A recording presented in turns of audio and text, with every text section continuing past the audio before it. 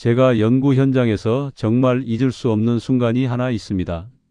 수년 동안 고지혈증 때문에 걱정만 하시던 분이 있었는데요. 약을 계속 먹어도 수치가 들쭉날쭉하니 불안해하시던 모습을 저는 아직도 기억합니다. 그런데 어느 날 아주 단순한 아침 습관 하나를 바꾼 뒤로 수치가 조금씩 내려가기 시작했어요. 30년간 혈관 속 지방 변화를 연구해온 저도 큰 깨달음을 준 순간이었습니다. 많은 분들이 고지혈증하면 무조건 기름을 끊어야 한다고 생각하시는데 사실 어떤 기름을 어떻게 먹느냐가 훨씬 중요합니다. 잘못된 기름은 혈관을 막지만 올바른 기름은 오히려 혈관을 깨끗하게 만들어주거든요. 특히 우리가 흔히 알고 있는 상식들 중에는 완전히 잘못된 것들이 많습니다. 예를 들어서 콜레스테롤 수치가 높으면 무조건 기름기 있는 음식을 피해야 한다고 생각하시죠. 하지만 정작 중요한 것은 혈관 염증을 줄이는 기름을 선택하는 것입니다. 오늘 말씀드릴 내용은 단순히 수치를 낮추는 방법이 아닙니다. 혈관이 스스로 건강해지는 근본적인 변화를 만드는 이야기입니다. 여러분도 약에만 의존하지 말고 생활 속에서 자연스럽게 개선할 수 있는 방법을 찾고 계시다면 오늘 이야기에 집중해 주세요. 가족 중에 같은 고민 있는 분 계신가요?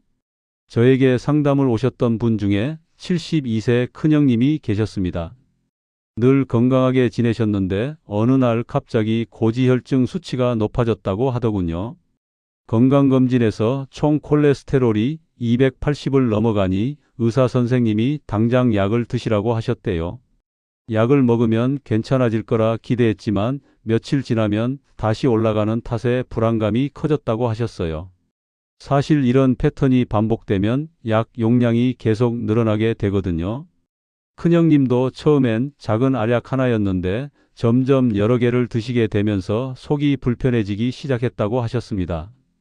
생활은 평범했지만 자세히 들어보니 문제가 있었습니다. 아침을 거의 거르고 점심에 기름진 반찬을 한 번에 드시는 습관이 있으셨어요. 특히 중국집 볶음밥이나 치킨 같은 걸 좋아하셔서 일주일에 서너 번은 드셨다고 하더라고요. 저녁에도 술 한잔 하시면서 기름진 안주를 함께 드시는 경우가 많았습니다. 저는 아침 공복에 생들기름을 아주 소량부터 시작해 보자고 제안드렸습니다. 처음엔 반신반의하셨죠. 기름을 먹으면 더 나빠지는 거 아니냐고 걱정하셨거든요. 하지만 생들기름은 다른 기름과 완전히 다릅니다. 오메가3 지방산이 풍부해서 오히려 혈관 염증을 줄여주거든요. 작은 티스푼 하나부터 천천히 시작해서 점차 큰 스푼으로 늘려갔습니다. 처음 일주일은 별다른 변화가 없으셨는데 2주째부터 속이 편해지기 시작했다고 하시더라고요. 그리고 한 달 뒤 검사에서 중성지방이 20 정도 떨어져 있었습니다. 가장 놀라웠던 건 큰형님 표정이 밝아졌다는 거예요. 수치에 대한 불안감이 줄어들면서 식사도 더 즐거워지셨다고 하시더라고요. 이런 변화는 약으로만은 만들어낼 수 없는 부분이거든요. 오늘 이 영상에서 말씀드릴 내용은 여러분의 혈관 건강관리 방식을 완전히 바꿀 수 있는 중요한 지혜입니다. 이 이야기를 끝까지 듣고 실천하셔야만 진정한 변화를 경험할 수 있습니다. 끝까지 보지 않으시면 가장 중요한 실천법을 놓치게 됩니다. 여러분의 혈관 건강을 지키는 정보가 더 널리 퍼질 수 있도록 구독과 좋아요 부탁드리고 끝까지 보시면 왜 지금 당장 습관을 바꿔야 하는지 분명하게 깨닫게 되실 겁니다. 그럼 이제 본론으로 자연스럽게 넘어가 볼까요? 먼저 우리 일상에서 고지혈증을 악화시키는 가장 큰 요인부터 말씀드리겠습니다. 정제된 음식을 너무 많이 드시는 것입니다. 흰 쌀, 흰 밀가루, 설탕이 들어간 음식들이 혈중 지방을 빠르게 올립니다. 한국영양연구원 보고에서도 정제 탄수화물 섭취가 지질 농도 증가와 직접 연관된다고 나타났거든요. 제가 만났던 68세 박영수님의 경우를 보면 더 명확해집니다. 평생 흰 쌀밥만 드시고 반찬도 단순하게 드셨는데 어느 순간부터 콜레스테롤 수치가 급격히 올랐어요. 검사 결과를 보니 총 콜레스테롤이 300을 넘어가 있더라고요. 박영수님은 기름진 음식도 별로 안 드시고 술도 안 드시는데 왜 이런 결과가 나왔는지 의아해하셨습니다.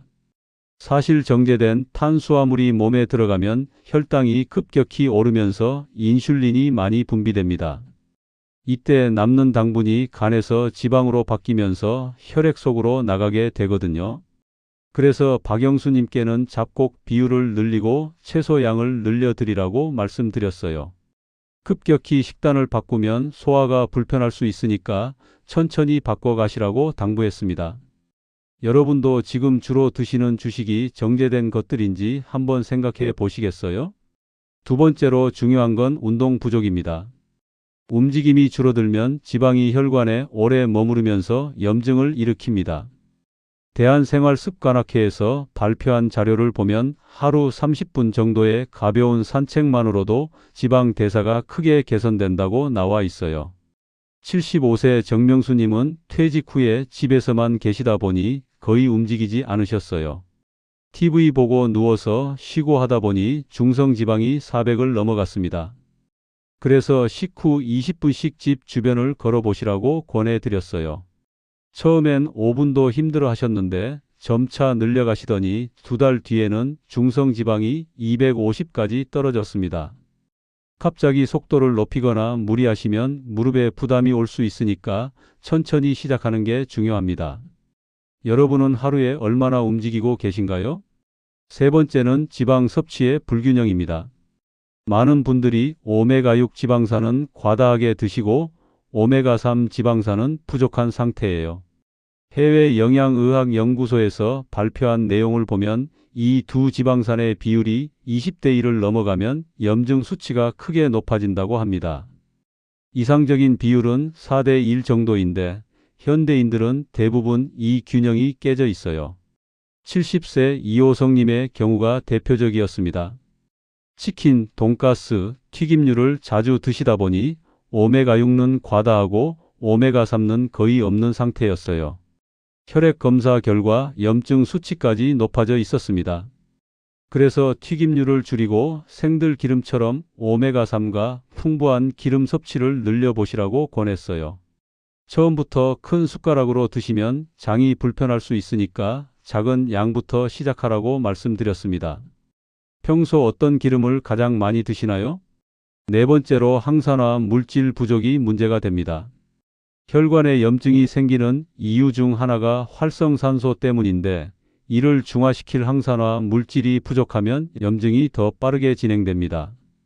한국식품연구원에서도 채소 섭취량과 염증 완화 사이에 명확한 연관성이 있다고 강조했어요. 69세 송인철님은 채소를 거의 드시지 않고 고기와 밥 위주로만 드셨어요. 하루 종일 피로하시고 다리도 자주 붓는다고 하셨습니다. 혈액 검사를 해보니 염증 수치가 정상보다 2배 이상 높았어요. 그래서 매 끼니마다 색이 진한 채소를 한 가지씩 추가해 보시라고 권했습니다. 위가 약한 분은 생채소보다 살짝 데친 채소가 더 좋다고 말씀드렸어요. 한 달 뒤에 다시 뵀는데 피로감이 많이 줄어들었다고 하시더라고요. 오늘 드신 채소는 어느 정도인가요? 그리고 가장 중요한 것이 바로 아침 공복에 생들기름을 드시는 것입니다. 냉압착으로 만든 생들기름은 오메가3 함량이 매우 높아서 지방 대사를 정상화하는 데 큰 도움이 됩니다. 국내 식물성 지방 연구소에서 발표한 연구를 보면 생들기름의 항염 효과가 명확하게 입증됐어요.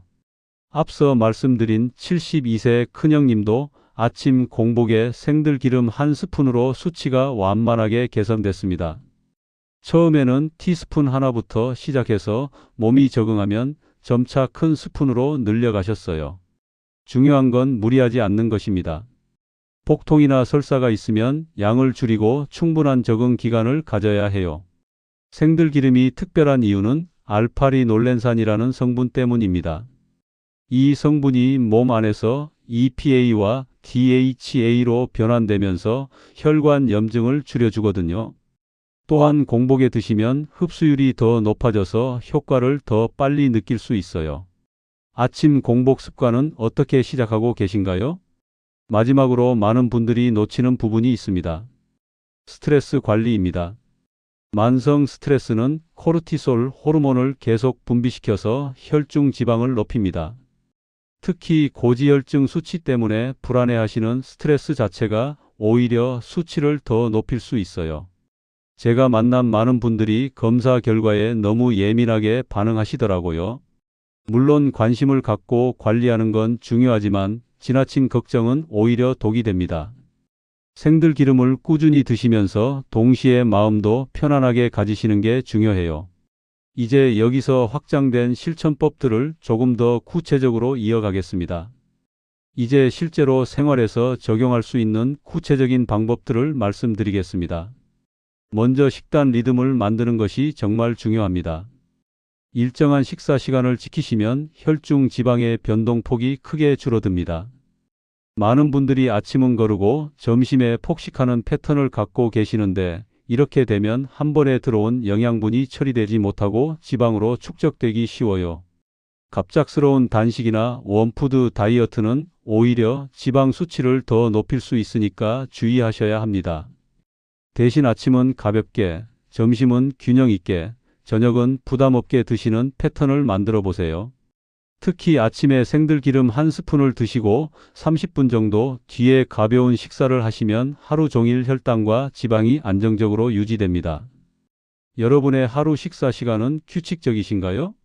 생들기름 활용법을 더 자세히 말씀드리겠습니다. 현미밥과 정말 잘 어울려요. 현미 특유의 거친 식감을 부드럽게 만들어주면서 동시에 영양 흡수도 도와줍니다. 고열로 조리하시면 오메가3가 파괴되니까 생으로 드시거나 마지막에 넣어주세요. 가장 좋은 방법은 공복에 한 스푼 드시는 것이지만 속이 불편한 분들은 밥 지을 때 넣어서 드셔도 됩니다. 밥솥에 쌀 2컵이면 생들기름 한 스푼 정도 넣고 지으시면 밥이 윤기나고 부드러워져요. 특히 소화가 약한 어르신들에게는 이 방법이 더 편할 수 있어요. 어떤 방식이 가장 편하게 느껴지시나요? 항산화 채소 조합에 대해서도 말씀드릴게요.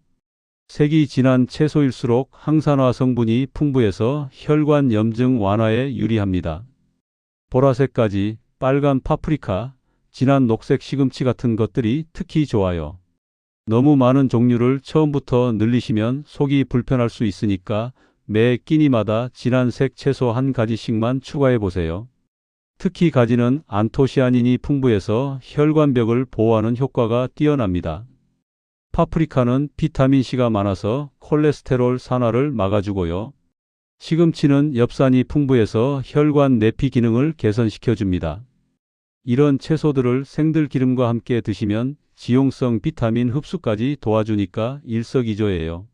오늘 한 가지 선택해 보신다면 어떤 걸 드시겠어요? 기름의 균형을 맞추는 방법도 중요합니다. 오메가3 섭취가 늘면 자연스럽게 혈액 점도가 안정되면서 순환이 좋아집니다. 하지만 특정 기름만 과도하게 드시는 것은 피해야 해요. 생들기름이 좋다고 해서 하루에 몇 스푼씩 드시면 오히려 부작용이 생길 수 있거든요. 튀김류나 기름에 볶은 음식을 줄이고 대신 생들기름, 견과류, 등푸른 생선 같은 걸로 오메가3 비율을 늘려가세요. 호두나 아몬드도 좋은 지방산이 들어있어서 간식으로 드시면 도움이 됩니다. 다만 견과류는 칼로리가 높으니까 하루 한 줌 정도가 적당해요. 집에서 가장 자주 쓰는 기름은 무엇인가요? 감정 스트레스 관리에 대해서도 말씀드리고 싶어요. 스트레스 호르몬인 코르티솔이 지속적으로 분비되면 간에서 지방 생성을 자극합니다. 특히 고지혈증 진단을 받고 나서 과도하게 걱정하시는 분들이 많은데 이런 스트레스 자체가 수치를 더 약화시킬 수 있어요. 갑작스런 과도한 운동이나 극단적인 단식으로 스트레스를 가리려고 하시면 오히려 더 악화됩니다. 대신 하루 5분 정도의 깊은 호흡과 가벼운 스트레칭을 꾸준히 하시는 게 좋아요. 숨을 깊게 들이마시고 천천히 내쉬면서 어깨와 목의 긴장을 풀어주세요. 이런 작은 습관이 스트레스 호르몬 분비를 줄여줍니다. 요즘 스트레스는 어디에서 가장 많이 오시나요? 수면의 질도 혈중 지방과 직접 연관됩니다. 잠이 부족하거나 깊게 자지 못하면 렙틴과 그렐린 같은 호르몬의 균형이 깨집니다. 렙틴은 포만감을 주는 호르몬이고 그렐린은 식욕을 자극하는 호르몬인데 수면이 부족하면 그렐린이 늘어나서 과식하게 됩니다. 특히 밤늦게 드시는 야식이 문제가 됩니다. 저녁 8시 이후에는 가급적 음식을 드시지 않는 게 좋고 어쩔 수 없이 드셔야 한다면 가벼운 과일이나 견과류 정도로 하세요. 그리고 잠들기 2시간 전에는 스마트폰이나 TV 시청을 줄이셔서 깊은 잠을 잘 수 있도록 도와주세요. 마지막으로 정기적인 체크와 기록이 중요합니다. 한 달에 한 번 정도는 간단한 혈액 검사를 받아보시고 일상생활에서 어떤 변화가 있었는지 기록해 보세요. 생들기름을 드신 날과 그렇지 않은 날의 컨디션 차이, 운동한 날과 하지 않은 날의 차이를 느껴보시면 동기부여가 될 거예요. 이제 오늘 내용을 정리하며 마무리해 보겠습니다. 오늘은 고지혈증이 왜 생활 속에서 반복되는지, 왜 약만으로는 근본적인 변화를 느끼기 어려운지에 대해 자세히 말씀드렸습니다. 많은 분들이 갖고 계시는 잘못된 상식은 지방을 무조건 피하고 억누르는 데만 집중하는 것이었습니다. 하지만 올바른 관리는 혈관 염증을 줄이고 지방 대사 자체를 안정시키는 데 초점이 맞춰져야 합니다. 약에만 의존하게 되면 다음 날 다시 올라가는 수치를 반복해서 누르게 됩니다. 마치 지하수가 계속 솟아오르는 곳에 뚜껑만 덮는 것과 같죠. 하지만 생활 속 습관을 근본적으로 바꾸시면 혈관이 스스로 편안해지는 변화를 경험하게 됩니다. 수치가 자연스럽게 안정되고 무엇보다 그 변화가 지속적으로 유지됩니다. 특히 오늘 말씀드린 정제 음식 줄이기, 규칙적인 운동, 오메가3와 오메가6의 균형 맞추기, 항산화 채소 늘리기, 그리고 스트레스 관리까지 이 모든 것들이 유기적으로 연결되어 있다는 점을 기억해 주세요. 어느 한 가지만 해서는 큰 효과를 보기 어렵고 전체적인 생활 패턴의 변화가 있어야 합니다. 잘못 관리했을 때의 위험성도 생각해 보세요. 고지혈증을 방치하면 혈관벽에 지방이 쌓이면서 동맥경화가 진행됩니다. 결국 심근경색이나 뇌졸중 같은 심각한 합병증으로 이어질 수 있어요. 하지만 제대로 관리하시면 혈관이 탄력을 회복하고 혈액순환이 좋아져서 전체적인 컨디션이 개선됩니다. 혈압도 안정되고 피로감도 줄어들며 무엇보다 건강에 대한 불안감에서 벗어날 수 있습니다. 그 중에서도 오늘 당장 실천할 수 있는 단 하나를 꼽는다면 아침 공복에 생들기름 티스푼 하나부터 시작하는 것입니다. 별것 아닌 것 같지만 이 작은 변화가 여러분의 혈관 건강을 바꾸는 시작점이 될 수 있어요. 처음에는 티스푼 하나로 시작해서 몸이 적응하면 점차 큰 스푼으로 늘려가세요. 중요한 건 꾸준함입니다. 하루 이틀 해보고 효과가 없다고 포기하시면 안 돼요. 최소 한 달은 꾸준히 해보시고 그 과정에서 몸의 변화를 세심하게 관찰해 보세요. 아침에 일어났을 때 컨디션이 어떤지, 하루 종일 피로감은 어떤지, 소화는 편한지 이런 것들을 체크해 보시면 분명 변화를 느끼실 겁니다. 다음 영상에서는 고혈압과 혈관 염증의 관계를 더 깊이 다뤄볼 예정입니다. 고지혈증과 고혈압이 어떻게 서로 영향을 주고받는지, 그리고 두 가지를 동시에 관리할 수 있는 효과적인 방법들을 구체적으로 알려드릴 거예요. 특히 생들기름이 혈압 조절에도 어떤 도움을 주는지 연구 결과와 함께 말씀드리겠습니다. 여러분께서 오늘 이야기 중에서 가장 인상 깊었던 부분이나 더 궁금한 점이 있으시다면 댓글로 남겨주세요. 실제로 생들기름을 시작해 보신 분들의 경험담도 함께 나누시면 다른 분들에게도 큰 도움이 될 것 같아요. 그리고 가족이나 지인 중에 비슷한 고민을 갖고 계신 분이 있다면 오늘 영상을 꼭 공유해 주시기 바랍니다. 여러분은 어떤 부분이 가장 궁금하신가요?